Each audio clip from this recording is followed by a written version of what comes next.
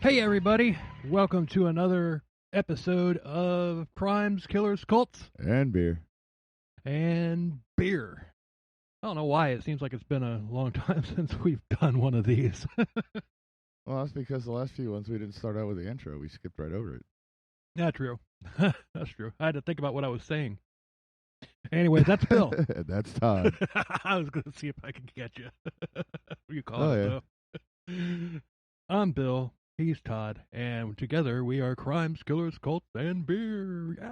And the crowd goes wild. What are you drinking tonight? Bud Light. It's a Bud Light kind of day and night. Yeah, me too. Because, a friend of mine told me once that if you don't start drinking before noon, you can't say that you've drank all day. So I took that as words of wisdom. This is true. This is episode 23. Yes.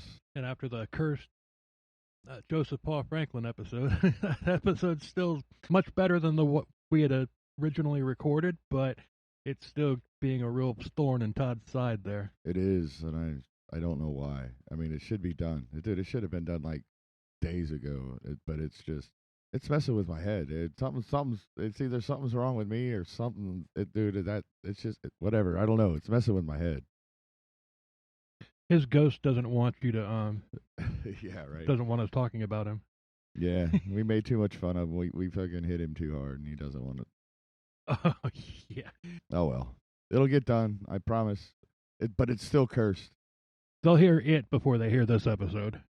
So, yeah, this is like future us talking about the episode that we did last week. Right. or something like that. So I have a question for you.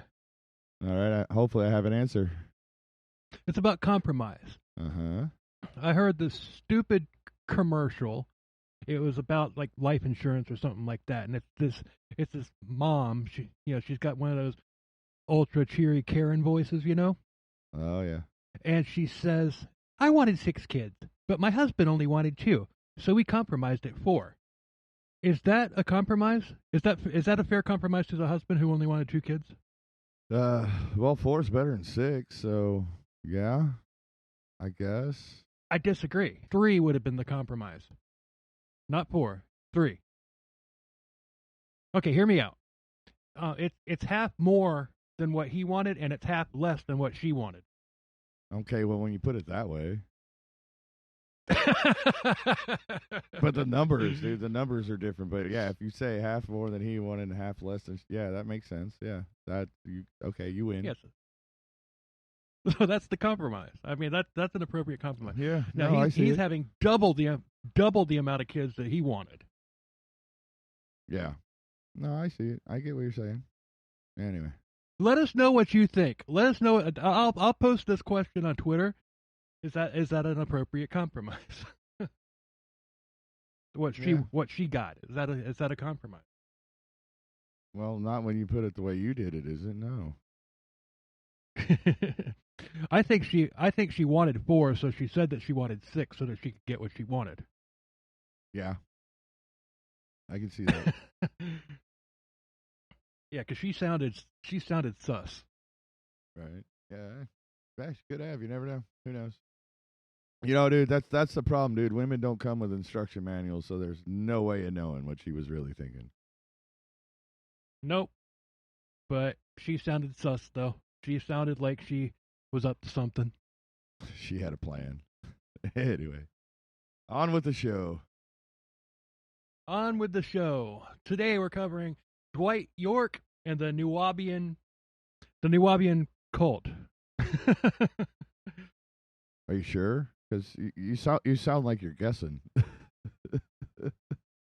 Nuwaubian Nation. Nuwaubian Okay. Nation.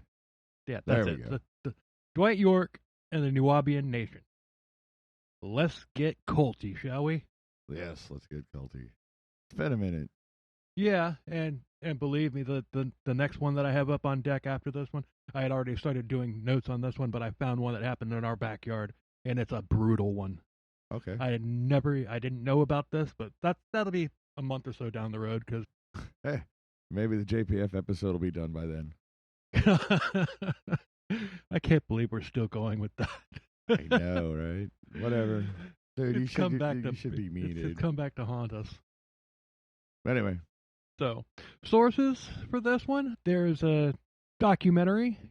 It's called People Magazine Investigating Cults, Season 1, Episode 6. And that's, Dwight York and the Nuwaubian Nation. I also used the Southern Poverty Research Center.org, or Southern Poverty Law. Southern Poverty. Oh, boy. Southern We're off to a great Poverty start. Law Center. Yeah. And I used Wiki to fill in some gaps. Our favorite wiki. So, have you had a chance to look into this chucklehead? No, dude, because I've been editing that damn JPF episode for like the last 25, 26 hours. I thought you were going to say 25, 26 years. It could be years. I don't freaking know. At this point, it's like, dude, why am I not done with it? Anyway, in 1970, in New York City, in Bushwick, which is a neighborhood in Brooklyn, yes, Dwight York had started a church. Just a regular church which quickly turned into like a Black Power type ministry. And the people that he wanted were the impoverished, victims of discrimination.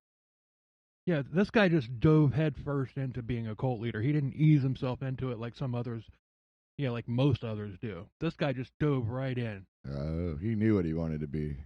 Yeah. That's how he got started. He started with a church and then quickly started, preaching the racism and how white people were the devil and all that stuff. Well, yeah, I can see that. Especially during the 70s when, that racial tensions were all over the place. But he didn't do anything to mend them. He wasn't like a Dr. Martin Luther King. He was more like a Joseph Paul Franklin trying to start a race war. Yeah, well, it works both ways. And this wasn't planned, by the way. We do Joseph Paul Franklin last week, and then this week we do the exact opposite of Joseph Paul Franklin, just the other side of the coin. Yeah. With the same type of person, just a black man. It wasn't planned that way. It just kind of happened. Hey, sometimes the best things aren't planned. Right. He was also a musician. He was a writer, and he was actually pretty good. He had some, a couple minor radio hits in the 80s. He's kind of like pop funk, Ah, cool. I like me some punk. Yeah, he's good. You could find he's not like Tony Alamo, who's just, and that's a cult that we'll cover at some point. Right. He founded several black Muslim groups in New York, the biggest being, of course, Nuwaubian Nation. At first, he was teaching pseudo-Islamic themes and Judaism combined. Now, I don't see how Judaism and Islam can intertwine. Yeah, I'm not sure about that either. But then again, he sold it, though, and people bought it. He then, of course, as all cult leaders do, he switches doctrines whenever it suits him. Mm-hmm. Yeah. The Nuwaubian Nation basically at the end was a mix of black nationalism, cryptozoology, Christianity, UFO religions, New Age and conspiracy theories, all packed into a theme of ancient Egypt. Cryptozoology, you mean like Bigfoot? Bigfoot. Loch Ness Monster? Shit like that? Chupacabra. Chupacabra, yes. Mothman. Dude, I could go on for like hours like this, so. So, in New York, he would seek out people who had suffered discrimination. He would say, I can swear that I heard somebody more recently say a variation of this, but he would say that if you're not black, you shouldn't be in his church. It's a black thing. Oh boy. Can't remember who I know, right? That sounds so I familiar. don't know. Like somebody said that, like, yeah, a couple years ago. Somebody maybe? said a variation of that, like a couple years ago. Yeah, something like that. Anyway, so he preached that Jesus was black and that black people were the only pure race. He was associated with the Black Panthers, and it wasn't enough to be the leader helping his followers deal with the discrimination. He just wanted stardom. Uh-huh. The little bit of Luca Magnotta in there. He just thought that that he deserved to be a star. Was he devastatingly handsome? No, he was not devastatingly good Oh, looking. that too. Yeah. Although he thought that he. Oh, actually, you know what? He thought that he was. Cool. we'll get there. He actually thought that he was the standard that all men should be measured against. Oh, of course he did. As most lunatics do. Right off the bat, I'm just going to put this out here. I don't have this in my notes. I was listening to another podcast about him, and I found out something. There's never really been any murders. Yeah, this cult doesn't have a body count. Like Faith Assembly or Jonestown or okay. Archie So they let you Stare go to or a whatever. doctor? Well, yeah. Sorry. But the thing is, yeah, I had to. But the thing is this cult, even though it doesn't have a body count and everything, old Dwight, he was smart. There was a serial killer in his mix, a guy named Roy Savage, and he had killed several people, but and he was also kind of like muscle for Dwight and the Nuwaubian nation. Okay. They got into like protection schemes and stuff like that. Oh yeah. By bullying and stuff like that, and this guy Savage, he was like the leader of basically his goon squad. Once Dwight found out that he had committed these murders, he basically said, "You need to get away from me." Oh, throwing him out. So they parted ways because of that. One of the scams that he was doing, as far as like getting his money, he would have people go and commit arson, burn some of these a bunch of apartment buildings, and then he would turn around and buy the property at cheap at auction. Oh, I see. Arson for profit. Yeah. Here we go. Yeah, he would buy these apartment buildings for cheap and everything. They would fix them up and everything, and that's where the people lived. That was his first compound. Everyone was separated by gender and by age. The children attended Nuwaubian school. They were being taught his brand of religion by the women. And the women also worked in Dwight's offices, and the men, they worked the streets for recruitment of new members. They were selling literature that Dwight York had written, and they had quotas. But a lot of his literature was just plagiarized from other sources. Uh-huh. And he was putting his name on it. And but these men had their quotas, and if the quotas weren't met, they were beaten or they were like deprived of food. Oh shit. Yeah, and the stuff wasn't that good. I mean, they would have to bring in like a minimum of $25 a day for these pamphlets and these little booklets and flyers and stuff. Like $25 to $100 a day. Oh wow. Per day. Damn.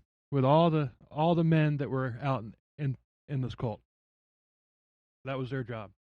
Wow. Well, that and refurbishing these buildings that he had burnt down. Yeah, right. Well, burnt enough to where he'd be able to scoop them up for nothing. Children were kept in like one area away from their family. All the children were kept together. Husbands had to sleep in one building. Wives had to sleep in another building. And you could only see your kids by appointment. Wow. Yeah, you couldn't see your spouse at all. See, this had me like interested, like with the cryptids, and then you talked about he was a musician and stuff. I was like, that's not too bad. And now you're saying I can't even see my kids or my old lady? Yeah. Okay. That's a hard pass. I mean, not that they'd fucking let me in anyway, but still. Well, the thing is, I mean, the only people that weren't getting laid were the grown men. Well, yeah, because all their wives are in another building, If and you he's catch doing what them, I'm so saying. it's all good.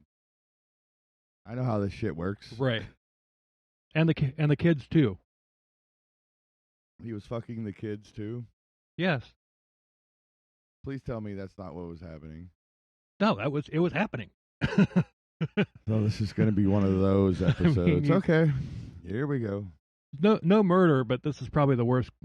I don't know. It's just as bad as the other cults that we covered. I'm sorry, but yeah, no kitty fiddling, man. You just don't do that.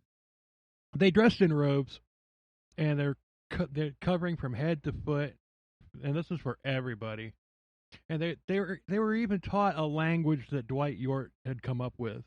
It'd be like Klingon or something like that, except not as cool as Klingon. Right? Nothing's as cool as Klingon. No. And then he would also. I wanted to learn Klingon and do an episode of digression in Klingon. Ooh, we can do that.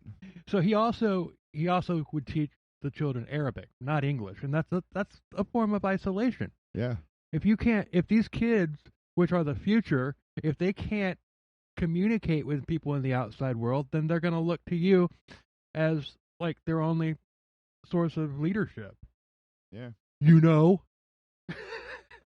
And like so he quickly developed the God complex that all cult leaders get. I mean, but he just developed it a lot quicker than others did. He actually said, and there's video of like a lot of his sermons and stuff, and he said that when you see me, you see God. Oh, I was just gonna say, I mean, I'm not like a religious person. I mean, we've talked about this before. Right. Consider myself an atheist, but I have read the Bible and I know about the Bible, and I do know that in the Bible, or at least in the movie The 10 Commandments, God, you shall have no gods before me. And how is this guy God? I'm just saying though, that's how my brain works. A lot of these cult leaders think that they're God, or no. Maybe they don't think that they're God, but they want all of their followers to think that they're I know, God. I get that, but I mean, that I guess that comes with the whole brainwashing thing, I guess. Right. I'm pretty sure Dwight York knew that he was full of shit. So I mean, all of the services, they quickly became all about how he was the almighty prophet. He was God's prophet.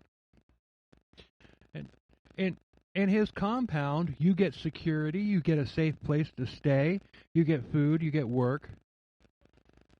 But in return, you have to give him absolute control over every aspect of your life. You have to liquidate all of your assets and everything. You have to turn over all your money to him, life insurance policies, or whatever. Right. It all had to be turned over to him. All of it. He would even have people run welfare scams and everything. Yeah. Like he would have young girl or young ladies, he would have them like take the urine of a pregnant woman, say that they were pregnant, so that he could get the money, so that she could get welfare, and then of course sign the check over to him. But she's not pregnant, but she's going to go take a pregnancy test when she's on. So this guy's basically just a fucking like criminal. He got money. He's just a criminal that started a religion or a cult or whatever. Yeah. But prior to becoming a cult leader, before starting his churches and whatnot, he had been arrested for like burglary, fraud, assault and battery, stuff like that. Yeah, he had a rap sheet. So arranged marriages and that cult were a thing. But you were marrying Dwight York. That's not really much of an arrangement. He would also like force women to marry higher ups in the organization. Oh, so he was sharing the wealth a little bit, so to speak. Little bit. So he justifies his polygamy from a passage in the Quran. Marry of women as long as may be agreeable to you, 2, 3, or 4. That's the passage of the Quran. That's how he justified polygamy. Okay. Only for him though. Nobody else. Oh yeah, and I'm sensing there's some Orwellian things going on here. Yeah, this guy's freaking punchable. The followers all bought it because he was the savior. He had them convinced that he was a descendant of Egyptian royalty. He was Sudanese royalty. He was a alien from another planet. Oh boy, dude! You know what? claiming to be descended from Egyptian royalty is not a thing to do because the Egyptians fucking inbred like crazy. That means you're a dumb Inbred, retard if you think that you're descended, if you even want to be associated being descended from those inbreeding Egyptian royals. You're showing your lack of intelligence by going that route. As far as the other things you said, I don't know anything about that, so I will not comment on that. But I just, well, okay, the aliens, everybody thinks that the Egyptians were aliens and they had to have alien help to build the pyramids because, God forbid, they couldn't have been smart enough to build something like that. Right, and he also believed that he was the Islamic Mahdi, like the current one. Okay. He claimed to be like descendant of the last one who had died, or maybe he was born. I think he was born like exactly 100 years to the day prior, and every 100 years there's a new Mahdi, according to Islamic teachings. And I might have that wrong, but that's kind of what I gather. But he claimed to be the Islamic Mahdi, which is basically, like Jesus. So he just claims to be anything that somebody's going to give on, like, hey, I'm Pharaoh, I'm King of Sudan, I'm an alien, Now I'm going to read you something, and I'm not sure where this took place in the timeline. I took this off the Wikipedia page, and I'm just going to read it. I printed it out, and I'm just going to read it. York is claimed to be an extraterrestrial master teacher from the planet Rizq, R-I-Z-Q. Okay. He wrote, "We have been coming to this planet before it had your life form on it. My incarnation as Ila Mutajasid, or Avatara, was originally in the year 1980 or 1945 AD. In order to get here, I traveled by one of the smaller passenger crafts called Sham." I think it's hilarious that he called it a sham. I know, right? It's like, dude, you should have rethought that. Yeah. And actually, that could have been intentional as just like a jab to, his frogs, Yeah, let me show you how stupid you is.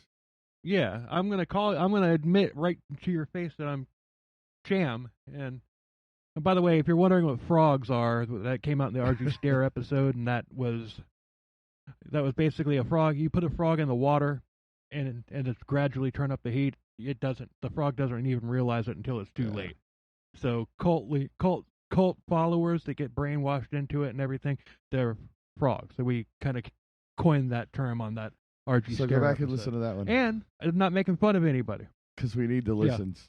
After you finish listening to this one, and it's not making fun of anybody. And if you're a new listener, I am a cult survivor, and so therefore I was a frog too. So I'm not making fun of anybody by calling him a frog. in one way or another. In one way or another. Dude, that was too cool. Right. So a sham out of a mother plane called Merkaba or Nibiru. Nibiru, Planet X. Come on now, really? Dude, he is totally fucking mixing shit together here. That's Planet X? Yeah, dude, Nibiru, the planet that's supposed to show up like every fucking million years or whatever, and it always comes so close to the Earth that it's gonna fucking kill us, and it seems to happen like every decade, even though it's supposed to be like way far apart than that. Oh, wow. Yeah, dude. Oh, dude, I am the king of conspiracy theories, bro. I know most of them.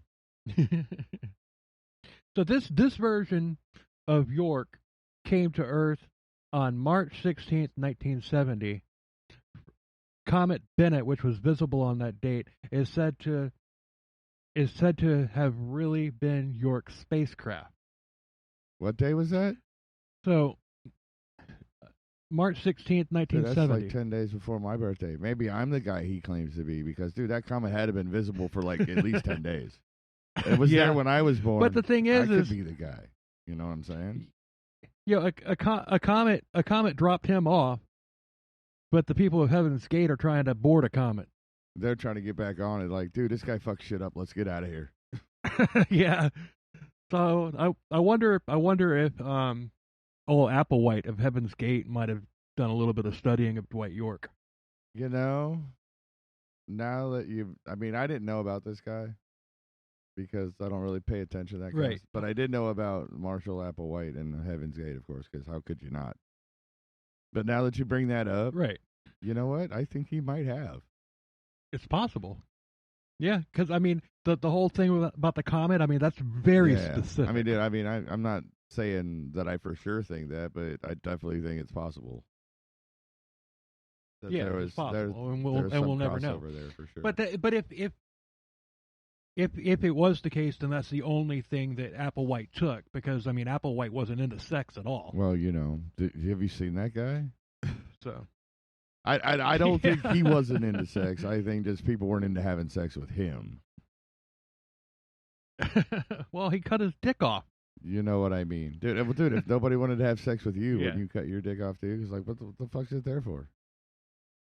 No, I can still have sex with me. I got Rosie and her 5 sisters. See, I never mind. Moving on. So, okay, Nibiru would launch the Crystal City, or New Jerusalem, see Book of Revelation 21 verse 2, to our solar system and its own position in Orion. A 40-year process of taking the 144,000 chosen few, that's the Mormons, right? And 12,000 from the 12 tribes of Israel into the planet craft Nibiru began on August 12, 2003, and will end on August 12, 2043. These chosen few will be groomed for 1,000 years and return to Earth for the final battle against the Luciferians, and also to redeem man from the 6,000-year rulership of the devil and his seed. Can't wait. Are you doing a slow clap? You're doing a slow clap. Yeah. Oh my God. So in that, I mean, okay, at least the comet thing for him was original, but everything else that he did, he just ripped off from other religions. Well, you know, that's kind of what you do when you start a cult. I mean, that's how you make your own religion. You fucking just steal shit from other people's religions. Yeah, I mean, but you would think that the 144,000, you would think he'd be a little bit smarter than that, but because that's obviously, I mean, I think it's the Mormons. Yeah. Dude, you know what I think of when you say that? What was that TV show, the 4400 or whatever it was, about all the people that were like fucking just went missing or were kidnapped by aliens and then all of a sudden they were returned? I mean, it was like way after this dude. I mean, it was, I don't even remember, probably the 2000s or something, but dude, there's a bunch of shows that have like numbers like that are about people that fucking disappear and come back. It's like, dude, that's a common thing. I don't know how it was back then, but a lot of these modern science fiction shows I'm just not into. You know, they're all essentially the same. Yeah, pretty show. much, except for Star Trek, Strange New Worlds. That was fucking amazing. Yeah. And I mean, I was gonna say, and except for Orville, but Orville is a Next Generation clone, although it's a damn good one. Yeah. Actually, the season 3 of the Orville was pretty good. Yeah, it was. I loved it. The followers bought into all this because, you know, like I said, he was the savior. Dwight York, he's having sex with the majority of the women in the cult, even the married ones, because, you know, according to him, they were his concubines. It's like, you know, to come in, you know, we need all of your possession, even what's between your legs. He did say everything. So, yeah, that's true. But he doesn't want what's in between the guy's legs. Well, that we know of. Well, he was into little boys as well as little girls. There you go. So, but he didn't want anything to do with a grown man. Well, of course not. So, but yeah, and the reason he had these women believing, and even the husbands of these women believing, that the greatest gift was to be invited into his personal harem to become his wife. Like, it was a privilege. You should be happy that that I want to stick my dick in you. Jesus Christ. You know? That's good. I mean, I tried that line once and it didn't go over very well. No, that line never worked. I mean, I guess it worked for him though, but I mean, damn. Okay. Well, I'm not a cult leader though. Damn it. See, there's your problem. Yeah, I need to become a cult leader. But I'm too old to become a cult leader now. Nonsense. Marshall Applewhite started a cult when he was like 100, dude. Come on. But he wasn't having sex with anybody. So? That doesn't mean you can't start a cult when you're an old man and not have, never mind. I can't even believe I went there. Moving on. No, if if I was going to start a cult, I'd want the benefits. Dude, they have the lots of money and that now, man. And sex with everybody. See, you made me go there. You fucking made me go there. That's funny. Leave this in. That's funny. So, but shortly thereafter, he decides he's going to set his sights on the younger girls, and he starts off with the 14 to 16-year-olds, and he begins marrying them too. Okay. I thought you were going to say something, but he then began the apocalyptic sermons, which they all do. Oh yeah, and saying that he was sent by God during that exact time in history in order to save as many people from the end times as possible, and he needed them to obey his every word because it came from God. So is God an alien in this story? Oh. Because, he said he was delivered by a comet that was an alien spaceship. So is God an alien too? I'm sure at some point God's an alien in this. I mean, we could probably do a whole freaking episode on just the whole various incarnations that he adopted. Nuwaubian nation went through. Yeah. I mean, because dude, it sounds like he's just losing track of his lies. I mean, dude, and we've barely gotten into this story, and already it sounds like he's losing track of all his lies. To me, yeah. Just saying. The comment. Oh man, there's people that still operate Heaven's Gate's website, and if you send them an email, they will write you back. Well, yeah, because they got nothing else to do. They missed the comet. Yeah, I'm considering sending an email asking if Marshall Applewhite's comet bullshit might have been lifted from old Dwight here. I mean, what's the worst they're gonna say? No, it wasn't. He did that all on his own. I mean, like, seriously, if they even bother fucking replying to you, but if I do it in a way that seems like legit, like I'm like searching for answers and stuff, you know what? I'm gonna start doing that. I'm gonna start corresponding with them, and if they reply back to me, I'm gonna keep it going, all that stuff. Maybe make it like a $20 donation so that they know that I'm, they think I'm serious or whatever. Yeah, nothing means you're serious like money. And then when we cover the Heaven's Gate cult at some point, then I'll just read my entire correspondence with them. Didn't we already do them? No, we didn't do Heaven's Gate. Are you sure? Mm-hmm. So I remember talking about them. No, we did. We've done Faith Assembly, which was 2 episodes, and we've done RG Stare. This is the 3rd cult that we've covered. Then why do I remember talking about Heaven's Gate? Because we did talk about Heaven's Gate in the Faith Assembly episode. Oh. Okay. And now we're talking about that, now we're talking about him in this one. Jesus Christ. Yeah. We're giving this guy too much fucking free press, man. You said that you wanted to take the lead on the Heaven's Gate episode. I did? Yeah. I was drinking. I must have been. Oh, so now you don't want to? Okay, no, you're just no, dude. I'll still do it. I'm just kidding. I'm playing with you. New recruits who became wives, their kids become his kids. The fathers be damned. Oh. Oh, so what he thinks he's not the stepdad, he's the dad that stepped up. Right. Well, he stepped up in one way or another. You know what I mean? I was joking, Yeah. but you know what I mean. Yeah. But his air quotes kids were treated better than the other kids that were there.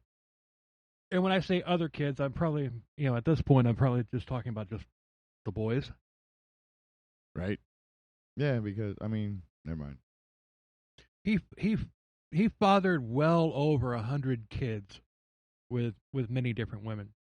And in fact, I've seen other reports and everything that say it was over 200. Jesus Christ! So this guy's like got as much freaking DNA running around as freaking Genghis Khan.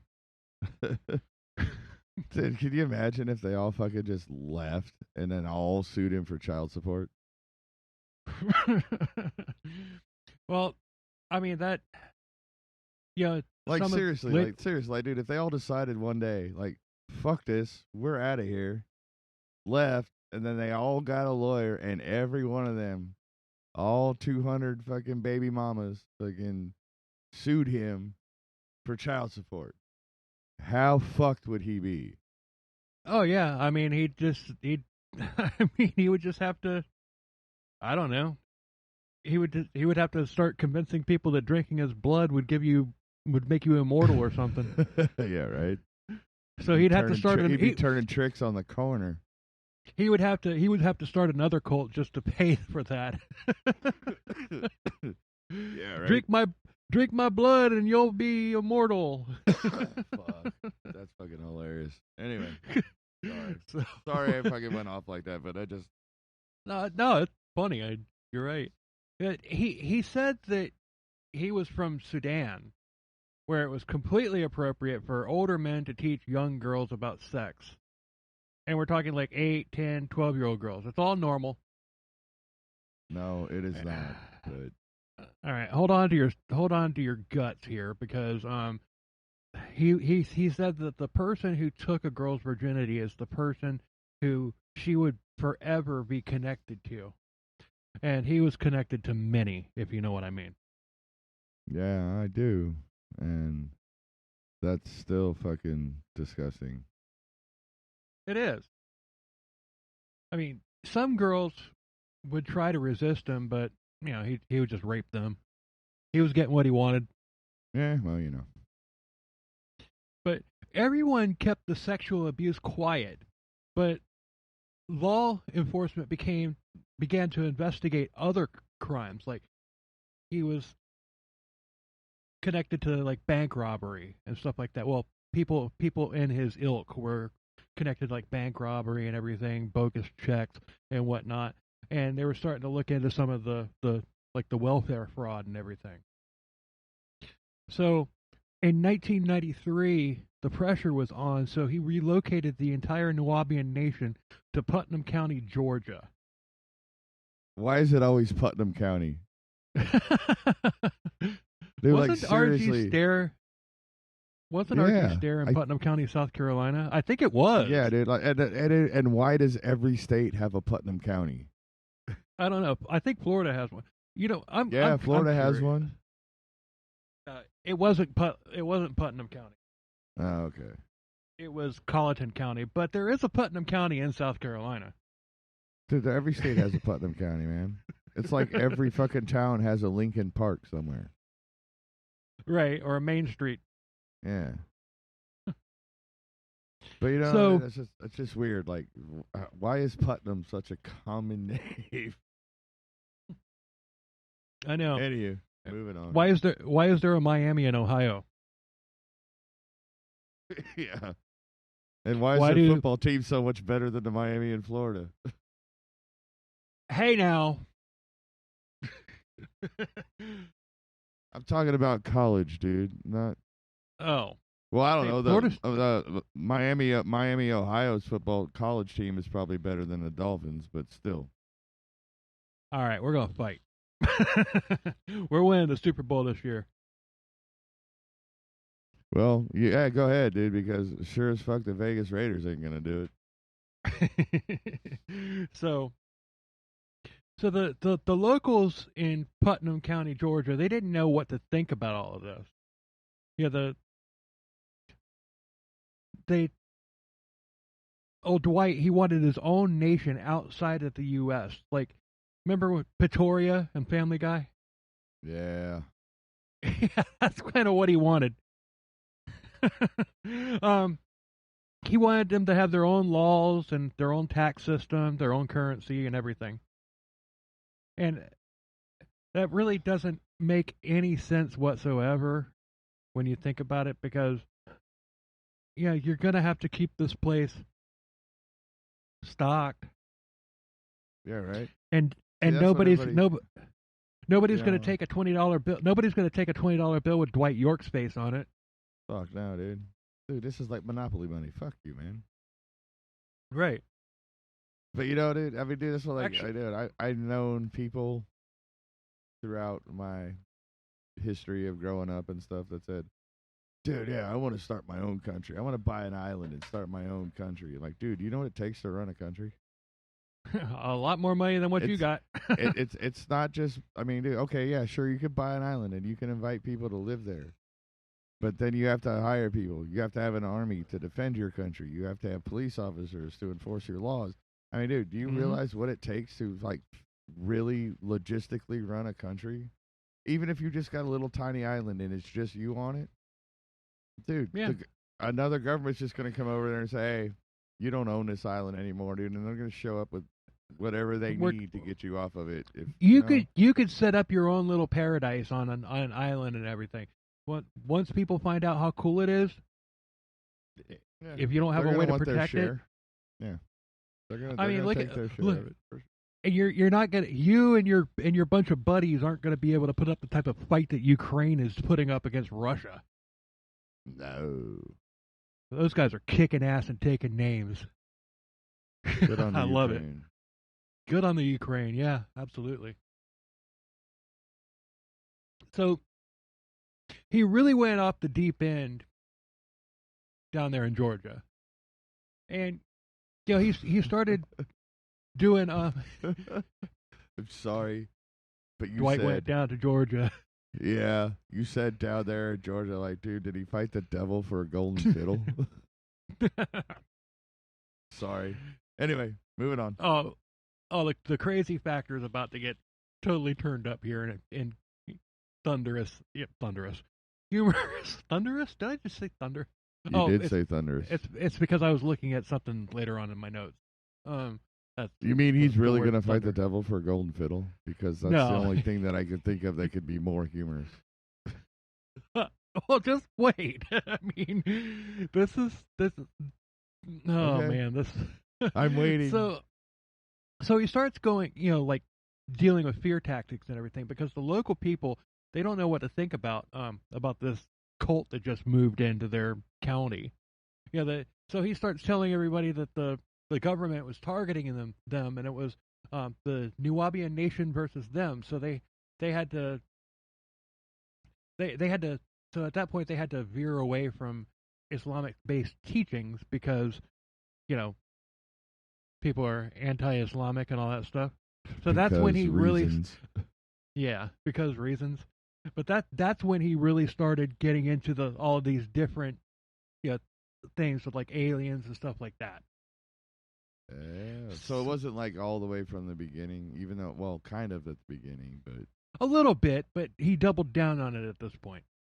right. So Cool. they switched from their robes that they were wearing to a freaking cowboy garb, like cheap rodeo costume, because he thought that the locals would.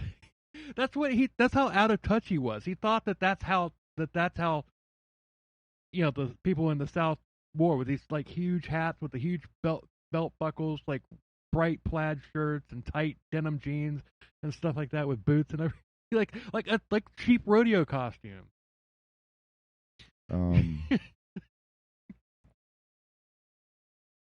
So you've got a bunch Okay. of black people. You've got a bunch of black people, and this isn't a racial thing. It's just you don't really see black people dressed up in cowboy gear unless it's Darius Rucker. And he doesn't So- even wear cowboy gear. No, not anymore. Well, he didn't do it when he was doing his country bit either. So, but they're they're walking around town dressed like black people, dressed like freaking cheap cowboys and everything. I locals, have visions of Blazing Saddles in my head right now. no, because the sheriff, he looked the part. He wasn't wearing crazy looking gear. Think Marty McFly when they went back to the old West time. Back to the Future 3. But you know what I'm saying, Yeah. though, dude. I'm still getting back to, or not. You see, you fucked me up. I'm getting Blazing Saddles vibes. So. Well, it won't last long. Don't worry. So. Oh no, dude! I love Blazing Saddles. That's a great movie. Oh, it is. If they edited it for TV to show now, the whole movie would be like 10 minutes long. It wouldn't even be that long, dude. It wouldn't even be that Yeah. long, dude. Like the opening credits would roll, and then it'd be the end credits. Yeah. Where's all the white women you at? You would not get this. You would not get to see the movie at all. It'd be the opening credits and then the end credits immediately. It'd be like 3 seconds long. He rode a blazing saddle. He was a shining star. End I credits. love that movie. Yeah, So seriously, that would be the entire movie. you're right. So the locals didn't take and the locals kind of thought that he was mocking them, and he might have been. He might have been. Or I like to think that he was just so out of touch. That's the story. That's the narrative that I want to take, and there's no way to tell whether he was mocking them or whether that's just what he thought. This guy's a fucking idiot, so I like to think that that's what he thought. You know? Well, yeah, but I mean, he's also smart enough to get all these people to do his bidding, so maybe Right. he was mocking. But no, I agree with you. This guy's a fucking just piece of shit, and he doesn't deserve that much fucking credit or respect, you know? And even if you thought that was the case, buckle up. Because Oh, here we go. because when the people, when the locals and everything were like not taking to him and everything, he decided he adapted a new personality. He claimed to be a Native American chief. Are you fucking kidding me? He dons a Native, like a Indian chief's headdress, and he claimed to be Chief Black Thunderbird Eagle of the Yamasee Native American Moors of the Creek Nation. The Native American Moors of the Creek Nation. Yeah. Well, that's a hell of a thing. So he's an alien. He's Egyptian royalty. He's from Sudan. He's now apparently he's a Native American. He's everything except for a black man. Yeah. Somebody has identity issues. So the locals took issue with that as would be expected, you know. So Yeah, then right? Jesus. What the hell? So then he became Yanun, an extraterrestrial from another planet. Because nobody is buying that he was a Native American, right? So he had to be something else. Right. So he had to do something else. And then the followers totally bought it. He has to Why am I not surprised? he has to keep changing it up and everything and all that stuff is because reasons and everything. Yeah. So Because reasons is my favorite excuse for everything. yeah. Finally he becomes an Egyptian character. He names the entire compound, and there's pictures of all of this. There's pictures of him dressed as a Native American with the full headdress on. There's pictures of him dressed up like freaking Marty McFly in Back to the Future 3, and there's pictures of him like in the Egyptian garb and all that stuff. But he finally settled on all of that. it's like, okay, it's Egyptian now. So, he names the compound Tama Re. And he starts having people build pyramids, statues of like English of Egyptian gods and everything. He built a Sphinx. Sphinx. Yes. Pyramids, everything. Think like Busch Gardens in Tampa if you ordered Busch Gardens from Tampa from Wish.com.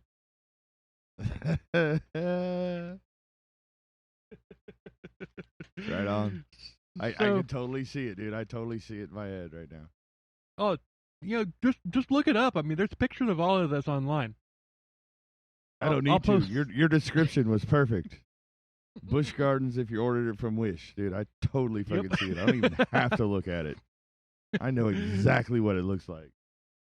So he opened up a nightclub called Ramses, and it was an illegally operated nightclub, but he built it in one of the pyramids. It was illegally operated because it was zoned for a warehouse, not a bar. Oh. So it was shut down. But before it was shut down, he had Savior's Day. And Savior's Day, of course, is a day all dedicated to him because he's the Savior. Well, yeah. It was a celebration where outsiders would be allowed in.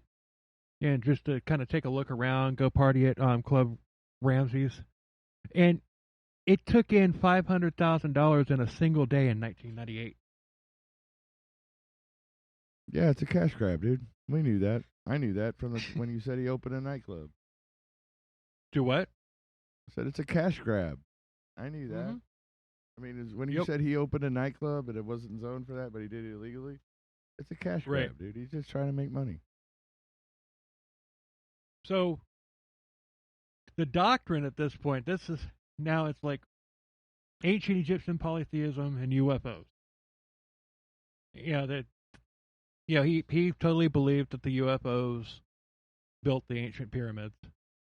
Okay, but he's not the god now because it's many gods. So is he all of the gods or is he just one of them? He's all the gods. Kind of like Palpatine was all of the Sith. And Rey was all the Jedi. All the Jedi. Oh, fuck, dude. I thought we were ever going to talk about those movies. I'm sorry. I couldn't resist. You tricked me, you motherfucker. No, I didn't even have that written down. It's just like I was going off of what you said. Yeah, I know. So it is what it is. Yeah, they actually did print their own money. They isolated people and everything. The people were allowed to leave the compound, but they were just like basically brainwashed into thinking that if you actually left, that you would die without Dwight. Oh, Papa Dwight. Yeah. That's what I'm going to call him. Papa Dwight. Good. Yeah. I mean, he preached. You know what? He should have just become a car salesman. He would have made a hell of a lot more money. In the long run, yeah. He would have been like the greatest car salesman ever to walk the planet. Yeah, right. He could sell an Eskimo ice, man. Yeah. He could sell you the watch off of your own wrist. Yeah, because he fucking stole it from you. Dude, I used to have a watch just like that. In fact, wait. Is that my watch? No. Oh, man. No, No, it's not your watch. So no, people, he didn't isolate people into like keep them confined in there like Arju Stair did. Yeah. But they came back though. So armed guards were patrolling all entry points and everything with like AKs and stuff like that. And the locals didn't like it, obviously. And so old Papa Dwight, he starts printing out slanderous material about local officials. And what is something that we like to say on this? the ruling class don't like it when you fuck with them.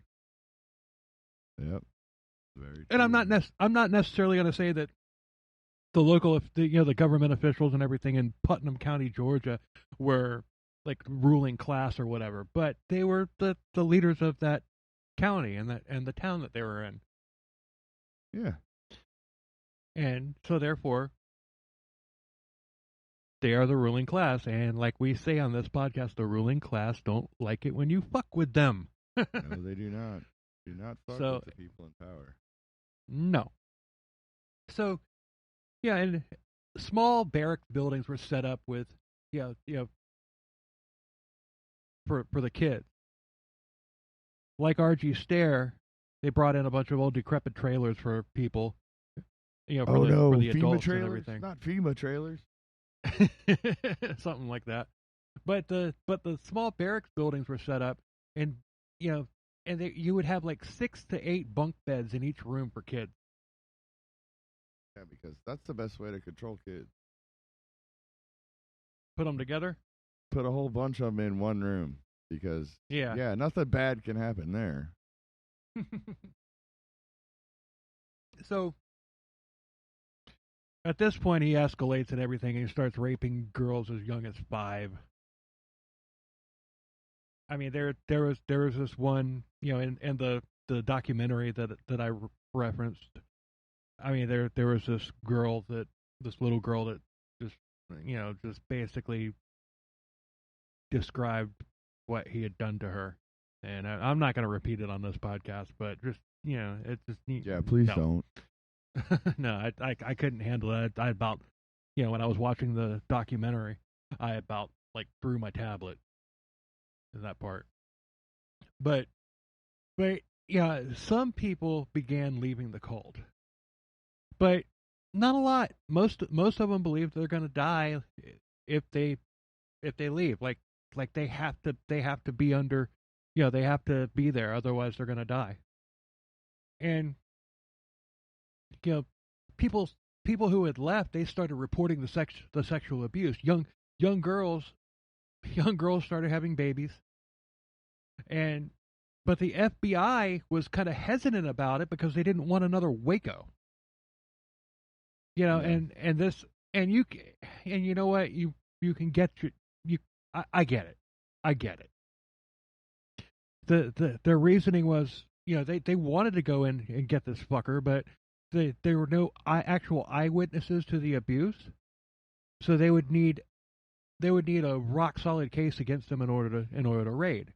So it's not that they're just ignoring the situation. Oh, we don't want another Waco, so we're not going to bother it. That's not what it was.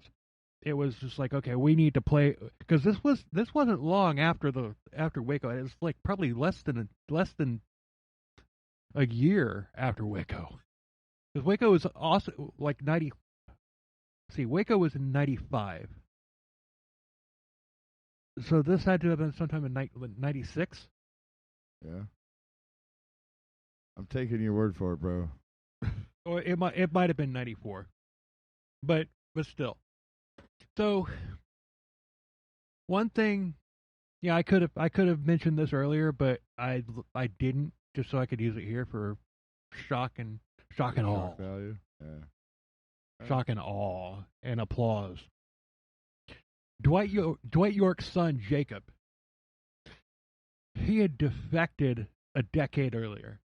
He saw, God, I love this part. He saw Dwight York for the fraud that he was, and Jacob called the sheriff to the of the town. He said that he wanted to meet with the sheriff to give him the whole story, and the sheriff agrees, and they meet at the FBI office in Atlanta. And Jacob spills the beans on all the underage sex and everything, and he was literally on the 3rd generation of young girls that were built into the cult. So the sheriff. Dude, are you telling me that he's like fucking his own kids now? Probably. Oh. Okay. This is Dwight. I mean, Dwight, no, it's not not Jacob. okay, but yeah. No, that's what I'm saying, though. You said he's on the third generation of young kids. Well, it's just the third generation of kids that were born. But he had, it's like the first generation of girls that he had impregnated were adults by now. So of course he was fucking them too. But I mean, but that's what I'm saying, though. I mean, like, are the third generation kids like his kids? No, or is it like new people being brought in and he's having? Okay, I got you. I think. Yeah. Okay. I don't know, dude. No, when you said that, I just, dude, is he fucking his own kids? Because that's even worse than anything I can. Well, I'm sure that happened. I'm sure that it happened, though. So I mean, don't get rid of your horror.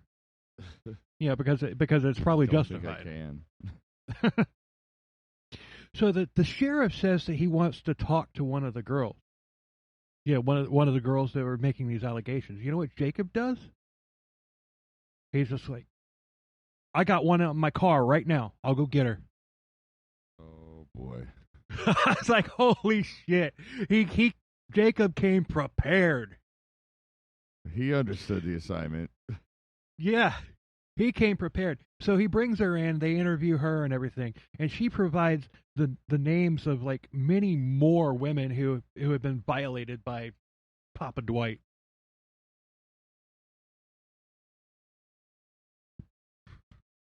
And wow. and a lot of them came forward. So it started like a domino effect of survivors. Around 40 people who had left the cult came forward. Like freaking the hero of this story is freaking Jacob and that sheriff. Hell yeah. And Jacob was, what'd you say? That was his son, right? Yeah, that was his son. That was I think, good on you, Jacob. Good on you, bro. Good on you, Jacob. Absolutely. And if you want to talk about it, billzillaprod@gmail.com. We'd love to interview you. Seriously. You're a freaking hero, Jacob. You are to me, bro. So, but there were reports of an arsenal that had started coming out, by some of these survivors and everything, and also because of the fact that the guards patrolling the area with AK-47s. So the FBI, you want to talk about payoff? This is up there close to the payoff with Richard Ramirez. Mm-hmm. It's close. It's close. So the FBI decided that it was best for them to arrest David York outside of the compound to prevent a standoff. To prevent another Waco.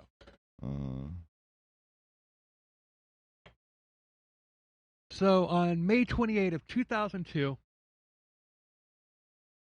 Dwight York's SUV left the compound with him in it. Dwight York has no idea that he's being followed. So he pulls into a grocery store, and there was a SWAT team waiting. He's grabbed as he gets out of the SUV. Doesn't resist. How could he? He's got a SWAT team. He's got a SWAT team with his freaking guns. And I gotta take a piss break. So as soon as they had him, they radioed the SWAT teams that already had the compound surrounded, and and so they raided. They crashed through the fucking gates. They just drove right through the gates and everything. And I can just imagine the security guards. The security guards never even fired a shot. They probably just dove out of the way when all of a sudden they saw a string of fucking armored vehicles like coming in at freaking highway speeds. Bam! Yeah. they just threw down their guns. It wasn't me. Yeah. So, and not only that, they had several like Black Hawk type helicopters, and they were repelling in from from the helicopters like a air assault from the 101st Airborne Division. I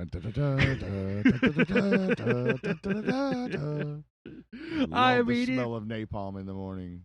It's precision. It's like shout out to Fort Campbell and 101st Airborne Division. I lived in that area for a while. I made some good friends with a lot of, a lot of soldiers and everything when I was there.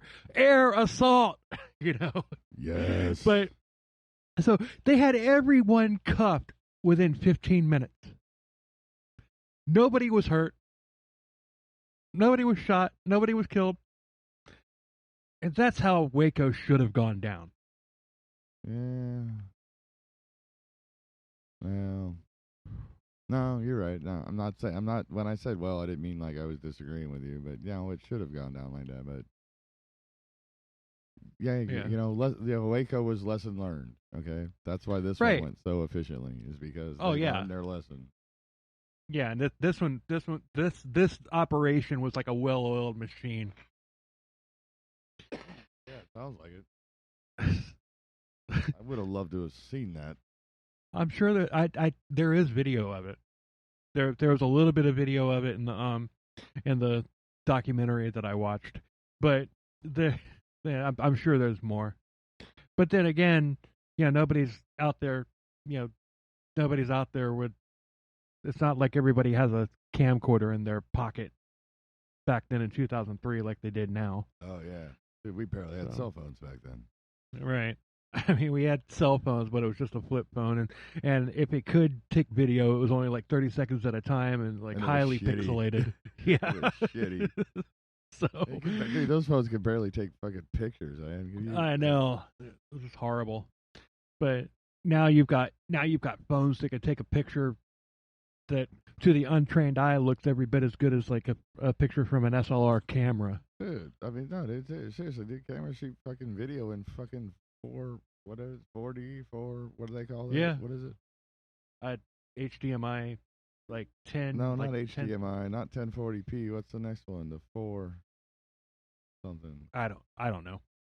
Video's not my thing. 4K. No, dude. They oh yeah, dude. They got cell phones now shoot 4K fucking video, dude. It's like, are you fucking kidding me? Yeah, I mean, but so the court proceedings start. Dwight York pleads guilty in state court to 74 counts of child molestation. In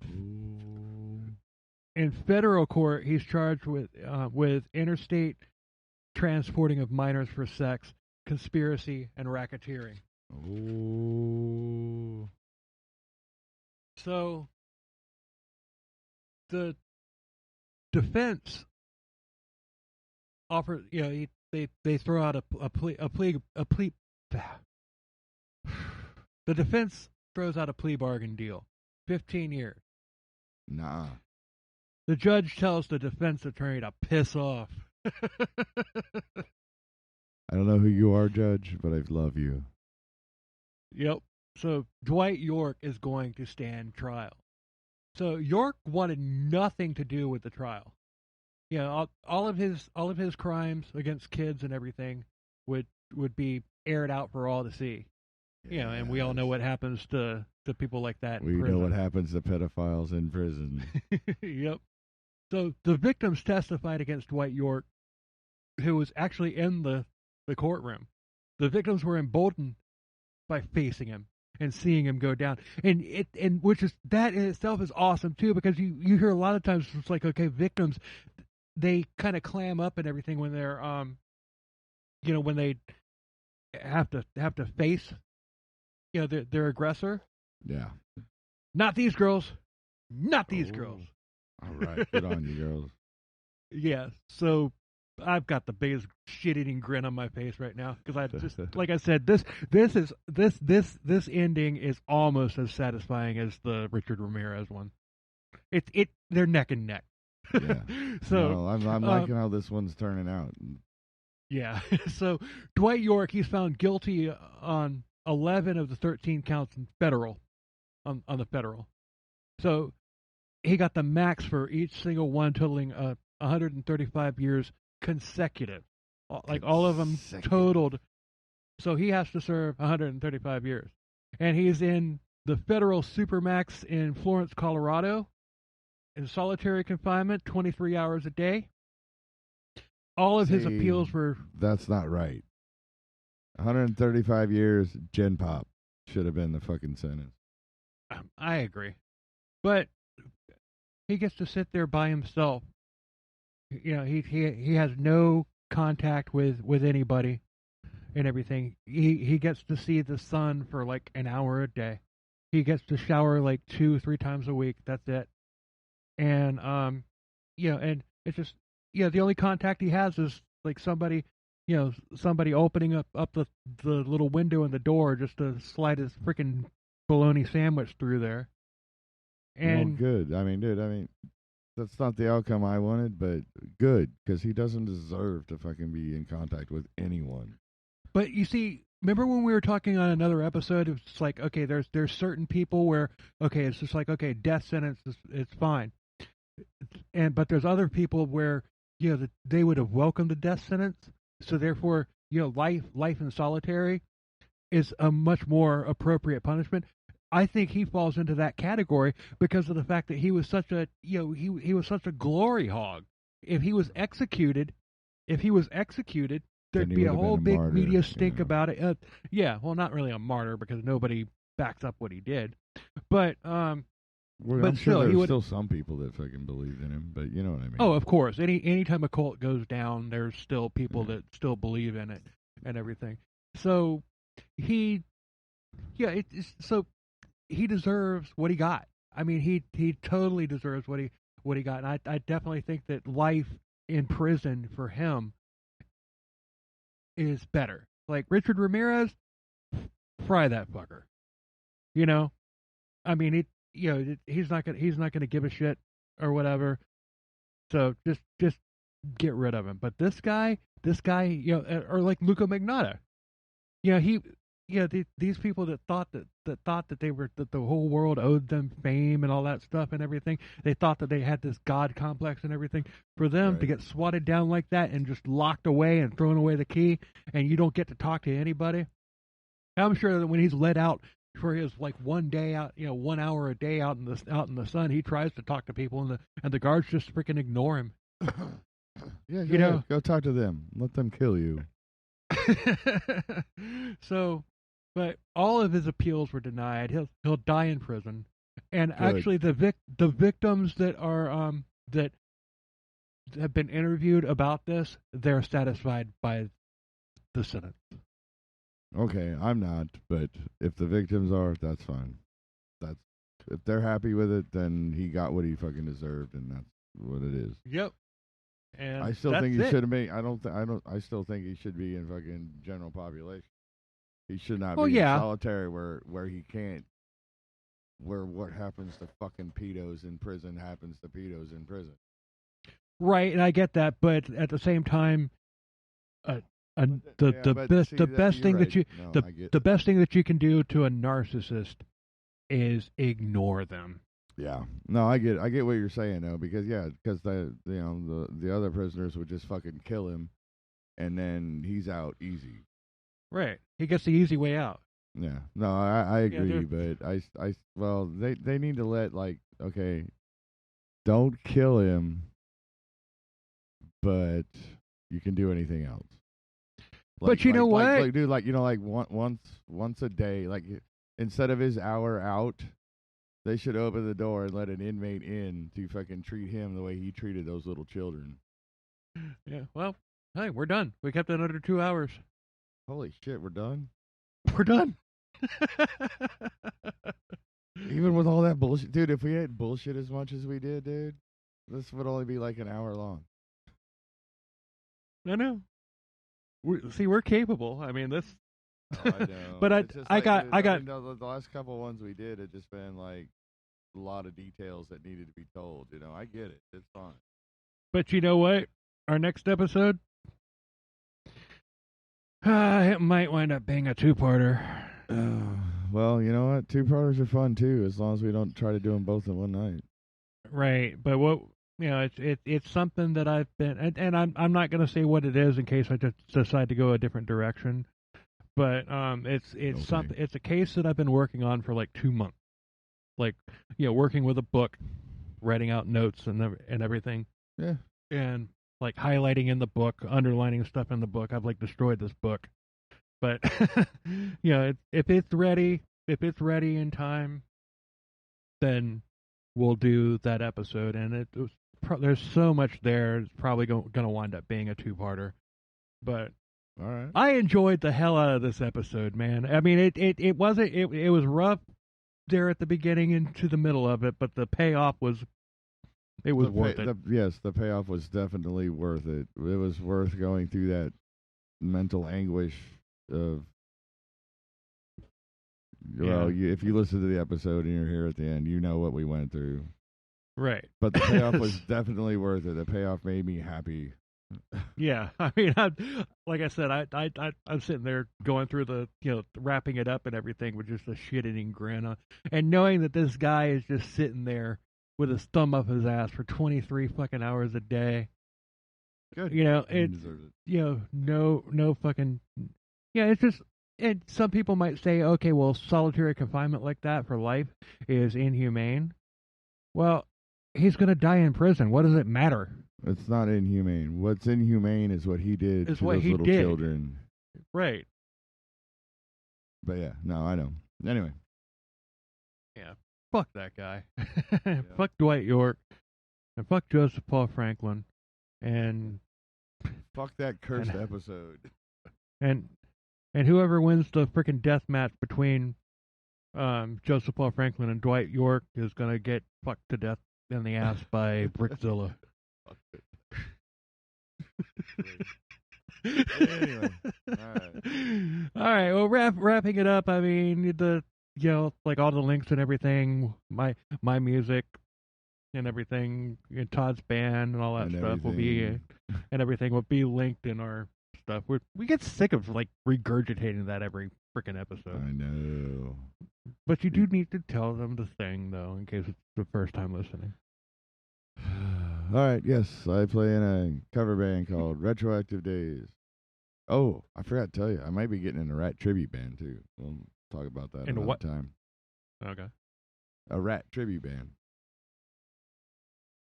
Anyway. Rhapsody? Rat.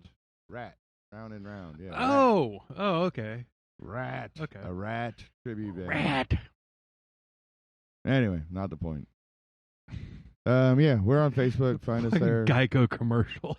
Geico commercial. Yeah. It's okay, except for the rat problem. Round and round. And then they scurry like rats when they come down there. I love that commercial.